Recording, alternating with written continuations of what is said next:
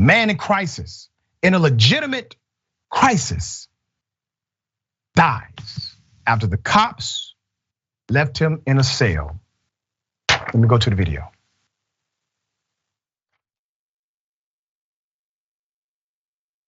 What I do?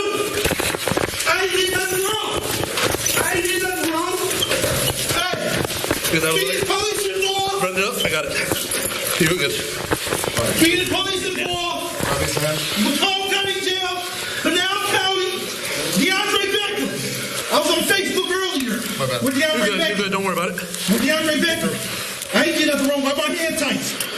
What I do? I ain't do nothing wrong. I ain't do nothing wrong. They trying to kill me, y'all. Listen, man. They all want it.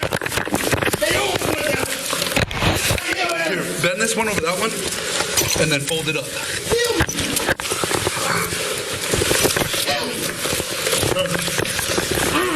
Wash your hands. Got a little bit of blood on his fingers. Go ahead. I got it. You boss. Okay, go ahead. I got it. Go ahead. Get up.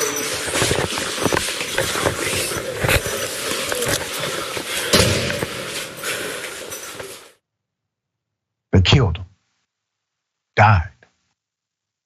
Put up his picture. And when I tell you the background to this, you're going to be as infuriated as I am. Akeem Terrell was held down by officers after being taken into custody. Okay? The family of the 31-year-old has filed a federal lawsuit alleging the officers used excessive force that led to his death in an Arizona county jail. The excessive force lawsuit is for an unspecified dollar amount and claims that Akeem's Fourth Amendment rights were violated and officers and deputies involved lacked adequate training. The incident happened on January 1st, 2021, as Akeem was bringing in the new year. He had a history of mental illness. That's according to the lawsuit. And that night, he began behaving bizarrely.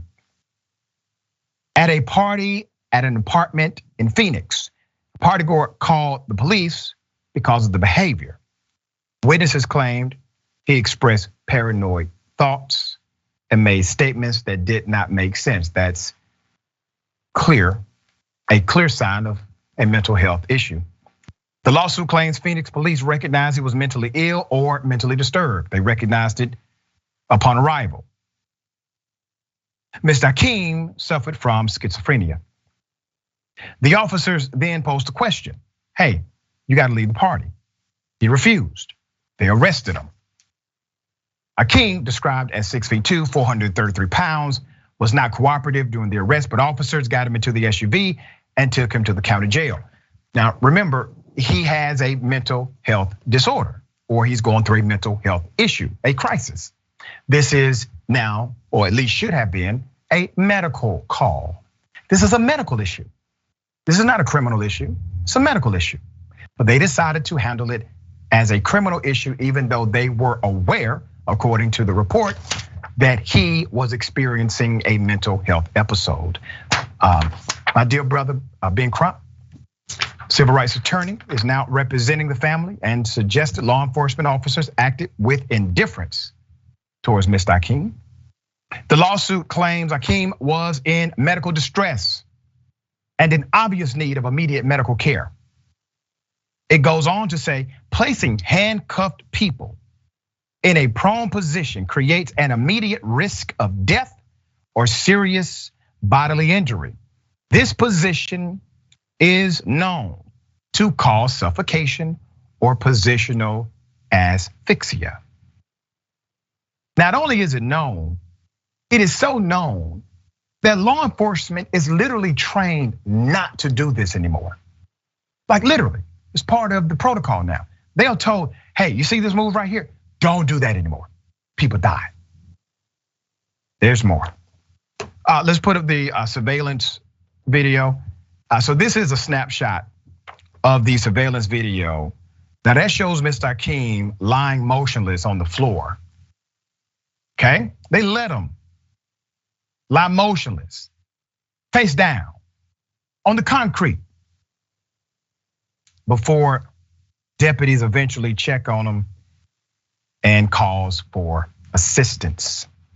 The surveillance captures deputies then performing CPR and using an automatic external defibrillator to no avail. Roughly 40 minutes after being placed in isolation, paramedics transport Akeem to the hospital where he was pronounced dead. Once again, they killed him.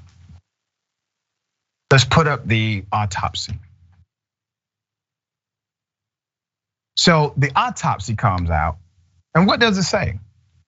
Well, it links his death to heart failure, okay? It says, oh, he has this cardiac issue. He has, he's obese, extreme morbid obesity, they say. And they go on and on. And then finally it says, and prone physical restraint with torso compression was a factor. Manner of death, undetermined. That's what it says. You know how many times we've looked at these particular reports, these autopsies, and then we get a second opinion from someone who is not paid by the county or who knows the police, and they say, wait a minute, who in the hell did this autopsy? No, this autopsy is not correct. There's more. Let's put his picture up again. Let's put up that still, that surveillance still, okay? Because I want to show you the negligence here. You see, this part right here. If the officers claimed, hey, we did not know that our actions would have caused his death. All right, well, what about this action? What about your inaction? It's called gross negligence. That is a criminal charge. What about that one? Just leaving him there, face down, not able to breathe, not able to move. What about that one?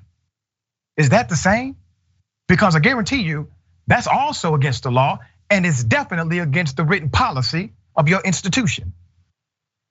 His autopsy listed his cause of death to be cardiac related, obesity, etc. His manner of death undetermined, and how the injury occurred is listed as stemming from law enforcement restraining or restraint in setting acute psychosis and significant natural disease, providing cover for law enforcement. Here's what we do know. If they would have treated it as it was, as the autopsy suggests, hey, he has a medical issue. If they would have treated him like a patient rather than a prisoner, the brother would be alive today, more likely than not. All right, Sharon, thoughts here. The thought is it's a scam, sudden custody death syndrome. We all have pre-existing conditions, Dr. Richey. But when police put you in handcuffs and they gang up on you and you die, you're not dying because of the pre-existing condition. You're dying because they killed you. And I'll say this about the 40 minutes of CPR that just happened to be caught on that surveillance footage. That's a scam too, because they didn't care anything about this man. Yeah, and typically we see this happen where they will utilize that as a defense later to try and prove somehow that everything just happened so fast and everything was an accident. Yeah, y'all left him in there. That was all y'all did that. All right. Okay, we're going to continue to follow this story.